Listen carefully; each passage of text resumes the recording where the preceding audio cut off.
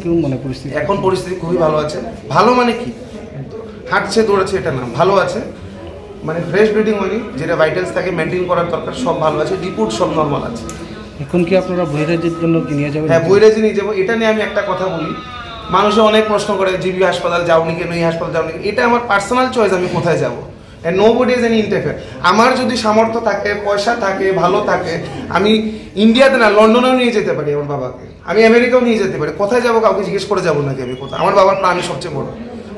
আমার যদি সামর্থ্য আজকে থাকতো, আমার সামর্থ্য আছে ব্যাঙ্গালোর নিয়ে যাওয়া কথা, আমি ব্যাঙ্গালোর নিয়ে যাবো। আমার যদি সামর্থ্য থাকে লন্ডনও নিয়ে যাবো, কাউকে জিজ্ঞেস করে যাবো নাকি? না, যেই ব্যক্তিগুলো বলছে আমি জিবি হাসপাতাল নিয়ে, ওদের কাছে গিয়ে কি আমি বলেছি তোমরা হেল্প করো? পলিটিক্স করার দরকার নেই, স্বাস্থ্য নিয়ে কেন? মানুষের প্রাণ নিয়ে যারা পলিটিক্স করে ওরা ভালো লোক না। রাজনীতি সুস্থ মানুষ নিয়ে করা দরকার। বাবা অসুস্থ মানুষের কামানো দরকার, যেন উনি ফিরে আসে, তখন ময়দানে এসে রাজনীতি করো। রাজনীতি অসুস্থ মানুষকে নিয়ে করার দরকার নেই। আর মা বাবার চিকিৎসা কোথায় করাবো এটা তো আমার পার্সোনাল ব্যাপার। জিবিতে যাবো, আইএলএস যাবো, টিএমসি যাবো, ওটা আমার ব্যক্তিগত ব্যাপার।